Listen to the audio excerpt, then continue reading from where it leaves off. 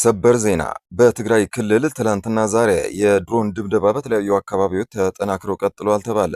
የፌዴራል መንግስትና ህወሓት ሊደራደሩ ቀጠሮ መያዛቸው ተገልጿል። የኢትዮጵያ ብር ከአሜሪካ ዶላር አንጻር ታይቶ የማይታወቅ ዝቅተኛ ደረጃ ላይ መድረሱን ብሉምበርግ ዘግቧል። በአማራ ፋኖ በአመራር ደረጃ ሲንቀሳቀስ የቆየው እስክንድር ነጋ መገደሉ የሚገልጽ መረጃ ይፋ ሆነ። ይህንንም እስከ መጨረሻው ከቆያችሁ ዝርዝሩን ታገኝቷላችሁ። በየሀብት ማማ ላይ የወጡትና በስራ ጥንካሬ አብነት ሲባሉ የነበሩት ባለሀብት የቶቶት ባህላዊ ሬስቶራንት ባለቤት አቶ ጠንክር ቴኒ በሙስና ቅሌት በፌዴራል ፖሊስ ቁጥጥር ስር ውለዋል። ሰላም ጤና ስጥልን ክቡራን የኤኒን ወዳጆች፣ እነዚህንና ሌሎች መረጃዎች ይዘን ቀርበናል። ቻናሉን ላይክ፣ ሼር እና ሳብስክራይብ በማድረግ እንዲሁም የደወል ምልክቷን በመንካት የቻናሉ ቤተሰብ ሆኖ አሁን ወደ ዝርዝሮቹ እናልፋለን። አብራችሁን ቆዩ።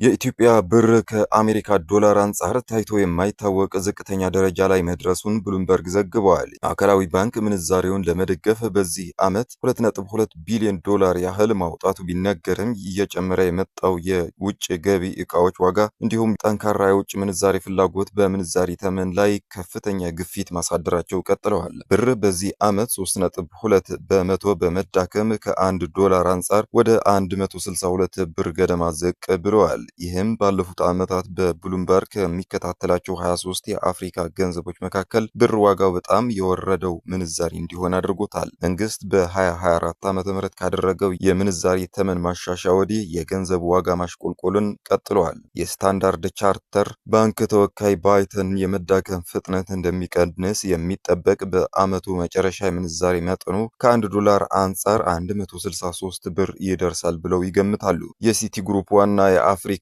ኢኮኖሚስት ሩት ዴቪድ ኮዋን በበኩላቸው ለብሉምበርግ እንደተናገሩት በዓመቱ መጨረሻ የብር ዋጋ ከ1 ዶላር አንጻር ከ185 እስከ 195 ብር ሊደርስ እንደሚችል ይጠብቃሉ። በትግራይ ክልል ትላንትና ዛሬ የድሮን ድብደባ በተለያዩ አካባቢዎች ተጠናክሮ ቀጥለዋል።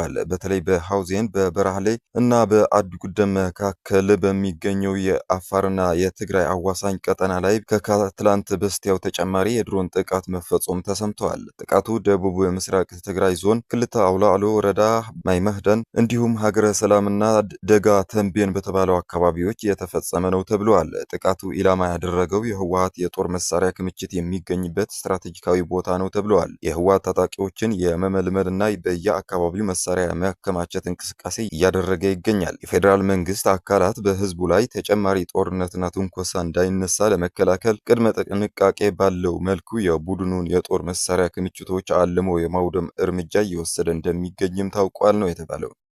መንግስትና ህወሓት ሊደራደሩ በኬንያ ናይሮቢ ቀጠሮ ይዟል ተባለ። የፌዴራል መንግስትና የህወሓት አመራር በአፍሪካ መሪዎች አደራዳሪነት ማለትም በኦሉሴጉን ኦባሳንጆ፣ ዊሊያም ሩቶ፣ ኡሁሩ ኬንያታ፣ ፉዙሊ ሞላምቦ ንጉካ እንዲሁም የአሜሪካ ልዩ መልእክተኛ በምስራቅ አፍሪካ ማይክ ሀመር አማካኝነት ለሚደረግ ድርድር ዳግም እንዲወያዩ በኬንያ ናይሮቢ ዳግም ለመወያየት ቀጠሮ መያዛቸው ታውቋል። ይህ የሚሆነው ሁለቱም ኃይሎች በተለያዩ ግንባሮች ግዙፍ ኃይል በሚያስጠጉበትና በተለያዩ የትግራይ አካባቢዎች የድሮን ጥቃት በተጠናከረበት ወቅት ነው። በአማራ ፋኖ በአመራር ደረጃ ሲንቀሳቀስ የቆየው እስክንድር ነጋ መገደሉ የሚገልጽ መረጃ ይፋ ሆነ። እንደሚታወቀው እስክንድር ነጋ የቀድሞ የአማራ ፋኖ ህዝባዊ ድርጅት አመራር የነበረ ሲሆን ለበርካታ ጊዜ ከመንግስት ጋር ተደራድሮ ወደ ሰላማዊ ህይወቱ ለመመለስ ጫፍ ደርሶ የነበረ ቢሆንም በተደጋጋሚ የጫካ ኑሮን የመረጠና የጫካ ሱስ የተጠናወተው በመሆኑ ሰላማዊ እንቅስቃሴ መመረጥ አልቻለም ይላል መረጃው። ከመንግስት ጋር ሲነጋገሩ የነበሩት ካፕቴን ማስረሻ ሰጤና እያሱ አባተ ወደ ሰላማዊ ህይወት ሲገቡ እሱ ግን እዛው መቅረቱ ተገልጸዋል። ከዚያን ጊዜ በኋላ እነ ዘመነ ካሴ በአይነ ቁራኛ ሲከታተሉት የነበረ ሲሆን በአማራ ፋኖ ብሔራዊ ንቅናቄ አደረጃጀት ውስጥም በሲስተም ለማስወጣት የይስሙላ ስልጣን ሰጥተውት የነበረ ሲሆን እሱ ግን አልፈለግም በማለት መግለጫ አውጥቶ ነበር። ከዚያ መግለጫ በኋላ እስክንድርን አየሁ የሚል ጠፍቶ የከረመ ሲሆን በኋላ በወጡ መረጃዎች ግን እስክንድር ነጋ በዘመነ ካሴ ትዕዛዝ ታፍኖ ዋሸራ ማሰቃያ ውስጥ መክረሙ ታውቋል። እስክንድር እስክንድር አማራ ፋኖ ብሔራዊ ንቅናቄ የሰጠውን ስልጣን አልቀበልም በማለቱ ታፍኖ ዋሽራ ላይ ቆሞ ቁም ስቅሉን ሲያይ መክረሙ ይታወቃል ይላል መረጃው። እስክንድር እንዴት ተገደለ ለሚለው እስክንድር ነጋ እንዲገደል ቀድሞ ተወስኖ ነበር። እንዴት መገደል እንዳለበትና እንዴት ሚዲያ ላይ መውጣት እንዳለበት የአማራ ፋኖ ብሔራዊ ንቅናቄ አመራሮችም ሲመክሩ የከረሙ ሲሆን መጨረሻ ላይ የደረሱበት ድምዳሜም እስክንድር ነጋን በውጊያ ቀጠናዎች በማታ ወስዶ በማሰር በመከላከያ ተገደለ ብሎ ይፋ ማድረግ መሆኑን ታውቋል። ለዚህ እቅድ የተመረጠው ቀጠናም በአዊ ዞን ውስጥ የሚገኘው የጫራ ቀጠና ሲሆን በዛ ቀጠና ባሳለፍነው ወር የተደረገውን ውጊያ ምክንያት በማድረግ እስክንድር እዛ መገደሉን ይፋ ለማድረግ ቀጠሮ ይዘው ነበር ይላል ይህ መረጃ። እውነታው ግን ይላል መረጃው እስክንድር ነጋ የተገደለው ዋሽራ ላይ ሲሆን ወደ ጫራ የተወሰደው አስከሬኑ ሲሆን ከዛም እንደ ተስፋዬ መካሻ መከታው ራሱ ገድሎ በድሮን ሞተ እንዳለው ሁሉ እስክንድር ነጋም ድሮን ጫራ ላይ ገደለው በማለት የፖለቲካ ንግድ ሊነግዱበት መዘጋጀታቸው የደረሰን መረጃ አመልክተዋል። ይሁን እንጂ ኤኤንኤን በተለያዩ መንገዶች ባሰባሰበው መረጃ መሰረት እስክንድር ነጋ እስከ ቅርብ ቀናት በህይወት መኖሩን ይሁን እንጂ እጅግ ተጎሳቁሎና በማሰቃያ እስር ቤት ውስጥ የነበረ የሚመስል ስዕል መውጣቱ አረጋግጧል። በአዳማ የታፈሱ ወጣቶች በፍየል ማቆያ መጋዘኖች ውስጥ ተይዘው ለመልቀቅ ገንዘብ እየተጠየቀባቸው መሆኑ ተሰማ።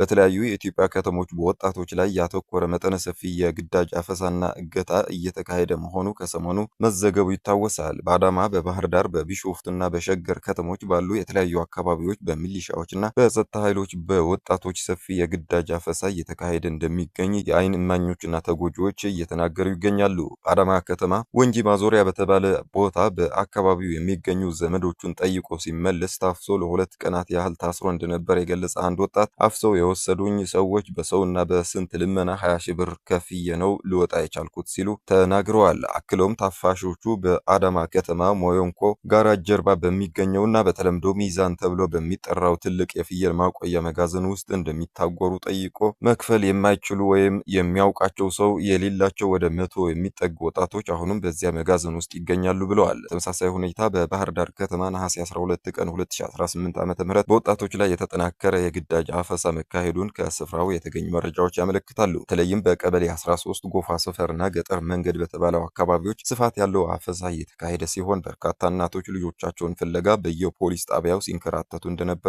በርካታ ወጣቶች በሲኖትራክ መኪኖች ተጭነው ሲወሰዱ መታየታቸውን ነዋሪዎች መስክረዋል። ከአቡነ ጴጥሮስ አደባባይ ጫማ ጠራጊነት ተነስቶ በዓለም አቀፉ የዜና አውታር ሲኤንኤን እስከ መዘገብ የደረሰውን እንዲሁም የዓመቱ በጎ ሰው ሽልማትን ያሸነፈው የቶቶት ባህላዊ ሬስቶራንት ባለቤት ታሪክ ሁላችንም እናውቀዋለን። ነገር ግን ዛሬ ይህ አነቃቂ የህይወት ጉዞ ማንም ያልጠበቀው አስደንጋጭ ምዕራፍ ላይ ደርሷል። በልጅነቱ እጅግ ቀጫጫ ስለነበረ ጠንክር የሚል ስም የወጣለትና በቀን አንዴ እየተበላም መቆጠብና መለወጥ ይቻላል በሚለው የህይወት ፍልስፍናው የብዙዎችን ልብ የገዛው አቶ ጠንክር ቴኒ አሁን በፌዴራል ፖሊስ ቁጥጥር ስር ውለዋል። የፌዴራል ፖሊስ ከቀናት በፊት በርካታ የገቢዎች ቢሮ ሰራተኞችን ከሙስና ጋር በተያያዘ በቁጥጥር ስር ያዋለ ሲሆን የቶቶት ባለቤትና የዋና ስራ አስፈጻሚ የሆነው አቶ ጠንክርም ከነዚሁ ተጠርጣሪዎች ጋር አብሮ ከነሐሴ 2 ቀን 2018 ዓ.ም ጀምሮ በቁጥጥር ስር ሊውል ችለዋል። ሆኖም በዚህ ጉዳይ ላይ እጅግ አጓጊና አነጋጋሪ የሆነው ሌላኛው ሀቅ አለ። ባለሀብቱ እስካሁን ዛሬ ነሐሴ 13 ቀን 2018 ዓመተ ምህረት ድረስ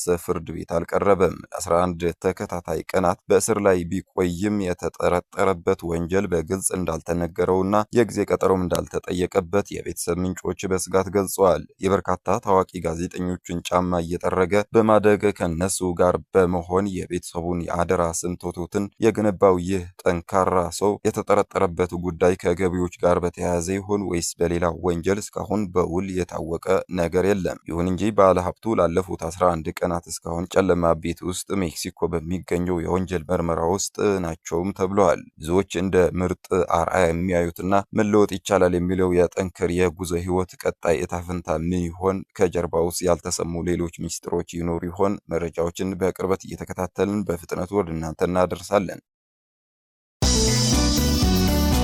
ክቡራን የኔን ወዳጆች ለዛሬ ያዝናቸው ዜናዎች እነዚህ ነበሩ። ሌሎች አዲስና ትኩስ ዜናዎች እንዲደርሷችሁ ቻናሉን ላይክ፣ ሼር እና ሳብስክራይብ ማድረግ እንዲሁም የዶል ምልክቷን መንካት እንዳትረሱ። ከኛ ጋር ስለነበራችሁ እያመሰገንን መልካም ጊዜ ተመኘን።